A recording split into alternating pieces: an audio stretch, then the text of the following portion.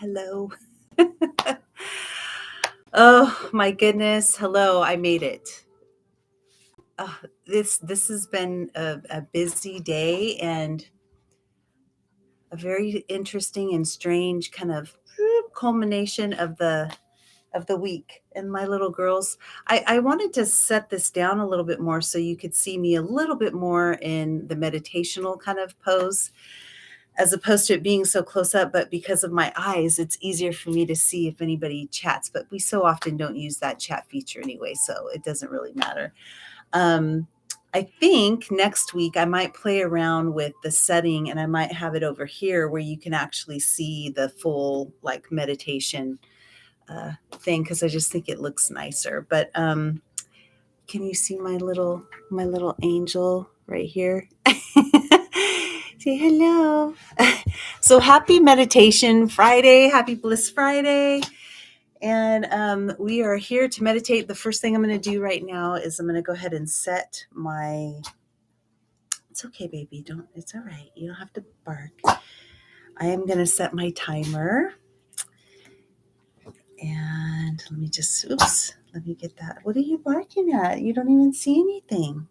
All right. Sorry, you guys. It's just been kind of busy. I had to take the girls out a little bit. I had to feed them earlier and take them out and then run in here and get set up. And I had 2 clients back to back before. And my husband is gigging tonight. So he is playing somewhere. And at 5:30, so when I'm done with this at 5:30, then I'm going to hop in her car and my mother-in-law's car, and we're going to go out there. So it's been a lot. It's been a busy day, and there've been some interesting things. You know, I don't personally often deal with conflict. But there's certain things that like I will speak up for, and animals are one of them. And had a little thing with my neighbor. So I'm going to be kind of quiet because it's right next door. And we did have tense today. And so it's just been a very strange day. So I am totally here and totally ready to meditate and relax. And normally I have, several different things like book skipping, poetry that I do where you guys know, some of you may not when you're watching this back, but I like to take books and just kind of skip the words and create poetry on one page of another book. I don't have any of that today because it's been just an unusual day, but maybe that's part of the meditation, right? Which is just, we have those days where we're under a lot of stress and anxiety and we're running around like a chicken with head cut off, trying to get everything done and show up and be on time. And you can tell I'm having this day today too because I'm doing all these big sighs, which are my silent screams. So first of all, happy half hour, clink. This is my Shirley Temple. I don't have a cherry in here. Didn't have time for the cherry. I hope you have a fabulous drink or something that brings you comfort.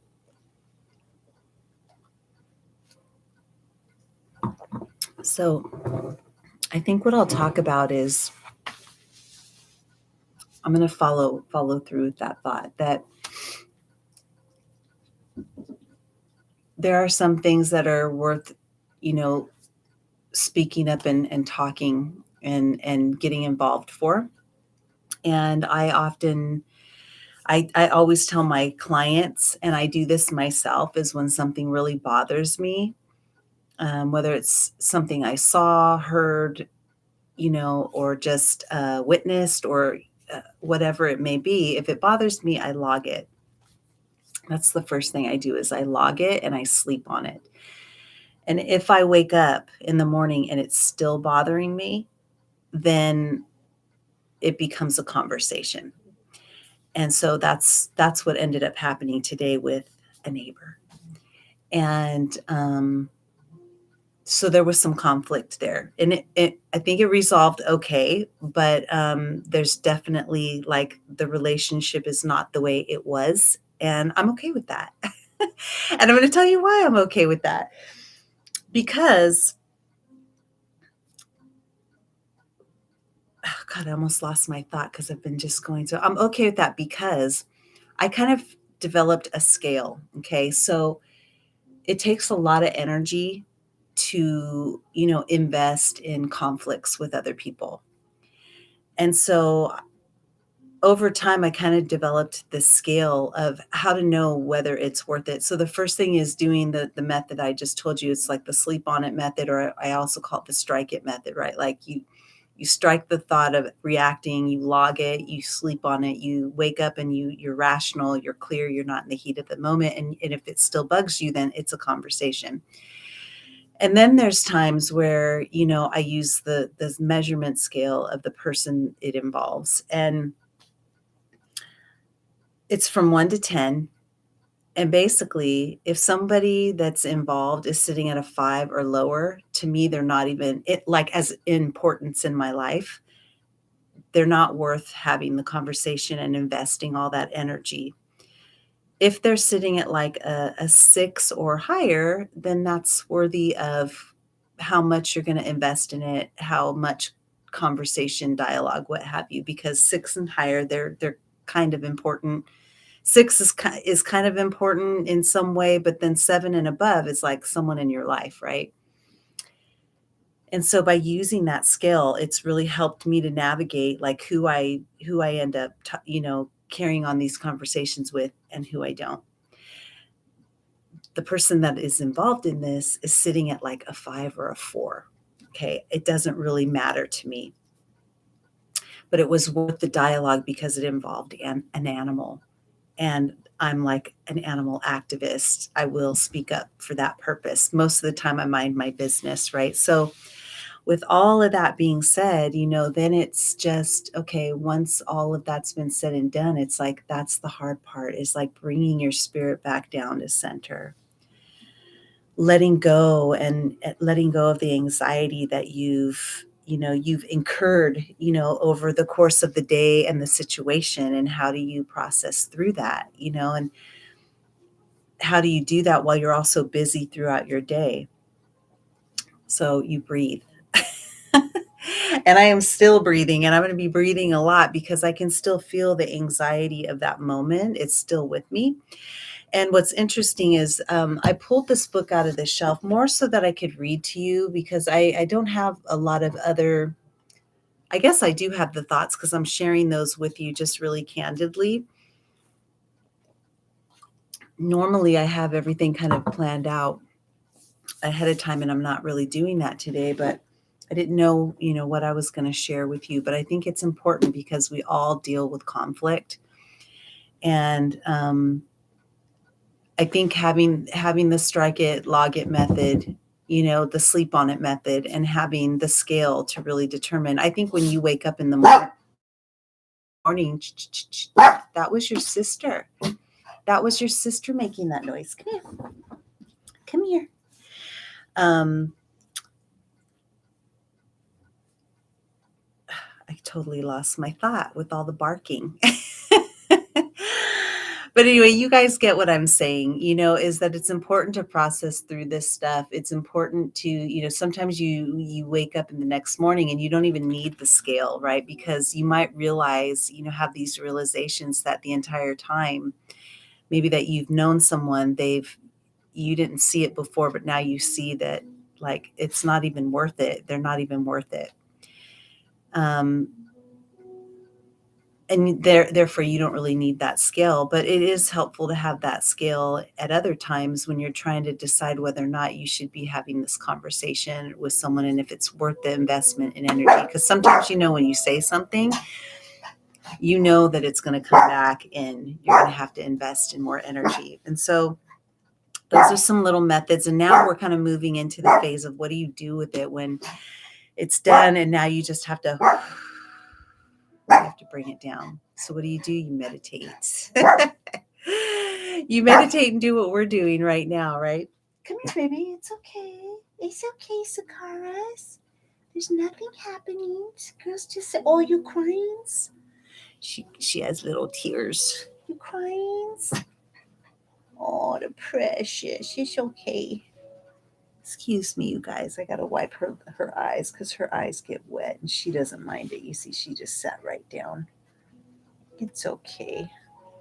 It's okay. You got wet eyes. Okay. Okay, my sweet girl. She's my little healer too. Like she works with clients too. When I have clients that are need healing in something, or they're here for physical healing, she'll come right over and she'll sit with them. And I've had it once where she actually put her hands on the spot that the person needed it. Good girl. So I have this book called Soul Wisdom. It's been a long time since I've been in it. And it's by Dr. Z Gangsha. Practical Soul Treasures to Transform Your Life. And what I like to do is just kind of randomly open somewhere and see if anything in there is like something I could just read to you to kind of share wisdom and knowledge. There's a squirrel right outside the door looking in. So I opened this thing up and it's called What is Soul Song? What is a soul song? So what I'm going to do is I'm just going to read you some of it, and that's going to be kind of the reading for today, and then we'll go into the meditation. And maybe we will have learned something a little different or a different perspective of how to look at something. So for thousands of years, spiritual beings in many traditions have chanted mantras to heal, rejuvenate, and purify their minds and bodies.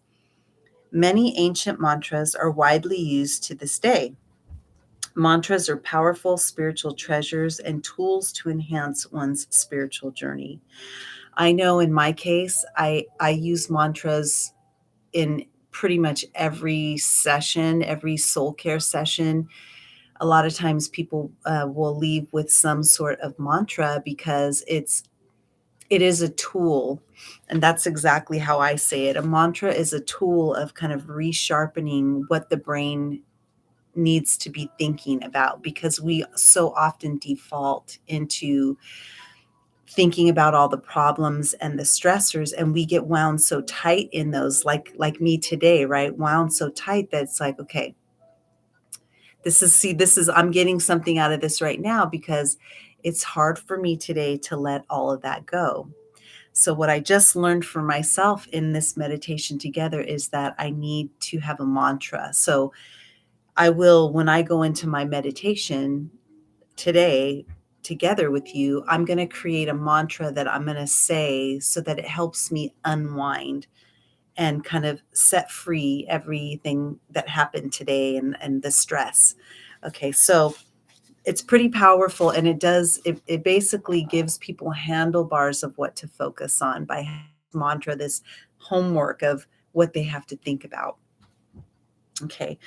So mantras are chanted from the mind, even if one of the purposes of chanting them to, let me read that again because that did not sound right. Mantras are chanted from the mind, even if one of the purposes of chanting them is to free the practitioner from the mind, to enter into emptiness.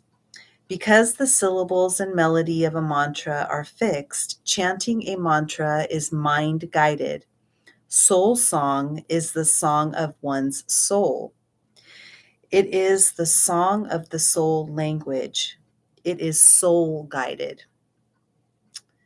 So, because the syllables and melody of a mantra are fixed, chanting a mantra is mind guided. Soul song is the song of the soul. Interesting. So, the one that came up for me is there's a Buddhist chant. I learned it from Tina Turner from watching a thing with her, an interview with her, and she was showing what her chant is. And so I think what they're saying is like when a mantra is from the mind, a mantra can be from the mind in the way that I was saying I give clients homework, right? They focus on a mantra because it becomes the focus of the thing, that instead of defaulting on the troubles and the negative thought processes, they focus on the mantra and that gives them their focus. So they're doing it from the mind. But then there are mantras that are from the soul, and that's what they're calling the soul song. And the way that I interpreted that is there are mantras that are just sounds that you say. They don't really they all mean something, but you just say them in a rhythm, and that becomes the soul song that frees the mind and then allows an emptiness for your spirit to go out. So an example of that is, there is a chant or mantra chant called, it goes Namyang, oh, what is Namya? Namyoho Renge Kyo, Namyoho Renge Kyo, Namyoho Renge Kyo, Namyoho Renge Kyo. You see, it's like a melody, right? Namyoho Renge Kyo, Namyoho Renge Kyo. And they say it over and over again. And they're not thinking of what it means. They're hearing the sound. And the sound is almost well, not almost, it's hypnotic, and it brings you into a different space for you to be able to then let your soul enter that without the mind. And then wherever you go, that's what happens, right? So that's the way that I interpreted that. And I think that's beautiful. I think for today too, in my meditation, I need to have a mind mantra because my mind is what I'm struggling with today to release the stress of the day, of, the conflict that happened today. Hello, Jen and Joe. You guys are both here. So I just found that that's very beautiful. So the melody of the chant that I just did, that mantra, that's what they're calling soul song. Namya, namya. I keep wanting to say it wrong. Namya. I can't do it now. Namya ho renge kyo, namyo ho renge kyo, namyo ho. That's the soul song, because it's like a melody that releases the mind and you just go into your emptiness, or, we've talked about that. Whatever it is where you go, that's where you go. Some people have trouble with the word emptiness because they feel like they can't have any thoughts, and it's a different space, right? Um, so that's very interesting. So I'm going to skip through this. To release your soul song, you must avoid having expectations and attachments. Expectations and attachments will effectively close the possibility of releasing your soul song. I suggest you go back to they're suggesting going back to chapters, but basically what he's saying is that having expectations, using the mind is expectations, right? So using the mind to have expectations is going to lock you up. So he's saying don't do that. And the last part of this before we go into meditation is the most important attitude for you to have as you read about soul song is an attitude of enjoyment, an attitude of enjoyment. It is also important for you to have an open heart. With these two qualities, you will be able to benefit in a powerful way from the teachings and the blessings in these chapters of Soul Song. So I just want to get, again, one more. There's two things. The most important attitude for you to have as you read about Soul Song is an attitude of enjoyment. It is also important for you to have an open heart. So the two things that you need to have for your soul song to release is an attitude of enjoyment and an open heart. I think we can do that. Okay, so again, this is a soul power series. It's called Soul Wisdom, Practical Soul Treasures to Transform Your Life by Dr. Z. Gang Shah. There it is. Okay. Whew. All right, you guys. So let's enter our meditation. And I want to say, too, thank you to Jen. I haven't done this yet, but I'm going to play with it this weekend. So hopefully next week when we come back to this, I will be able to have music playing for you guys so that you actually have like nice, clear music playing while we do our meditation. Okay. Because right now I just have it in the back, but I want to have something that's clear for you guys. That would be nice. So thank you, Jen, for sharing with me how to do that. And I'm going to play with it. And I will see you guys for sure back here on Monday. For the next 2 weeks, we're doing regular scheduler till the end of the month. Okay, so let's go ahead and get your body comfortable. We have probably like 7 minutes left, 6 minutes left of meditation. I had a lot to say today, but we have a good 6 minutes to kind of go there. So focus on what is your soul song. Are you going to bring into this meditation a chant or a mantra for the mind, which is something specific that you're going to say in your mind because you need help to release maybe or a focus. Maybe you need to leave this meditation with that mantra, start in meditation and then take it with you outside and literally say the words to help give you those handlebars to focus on what you need to? Or are you going to do your soul song? Are you going to say some melody inside your head and allow that to create this open space for you to go into whatever it is that you need? So I leave that to you. Whichever one you need right now, that's what you do. And if you don't have a song, maybe it's your favorite song. Maybe it's some melody that you've heard before on a piano and you say it in la la la's in your head. Okay. Whatever you want to do, let's go ahead and do that. So go ahead and just relax your shoulders, relax your lower back too, and just whatever you're on, your pillow, just release that initial breath. And then take 3 deep cleansing breaths in through the nose and slowly out through the mouth. Release your legs, your feet, every part of your body. Just let it go.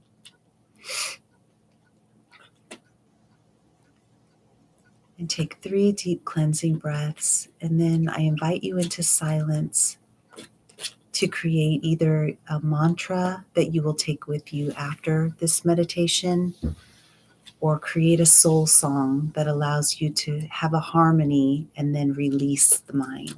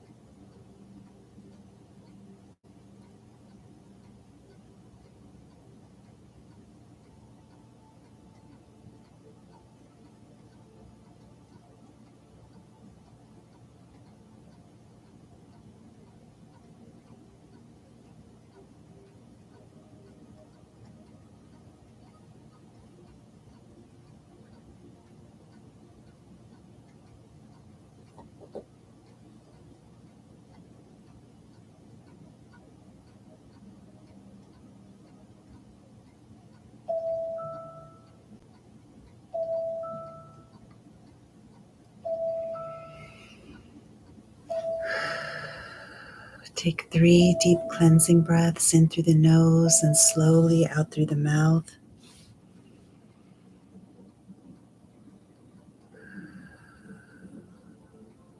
With each breath, just come back into your body, into your awareness.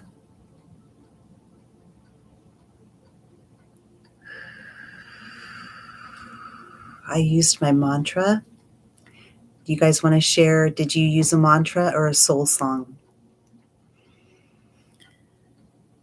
And my mantra to myself was, I trust my instincts and I release you with love. I trust my instincts and I release you with love.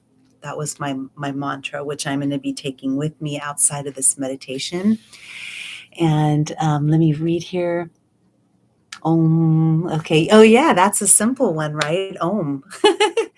You don't have to do anything complicated, right? You can just om your way through, and that is your soul song. Because while you're doing that rhythm, you can feel the vibration and you can hear it, and it tunes you in, and just you go into that place where you create space.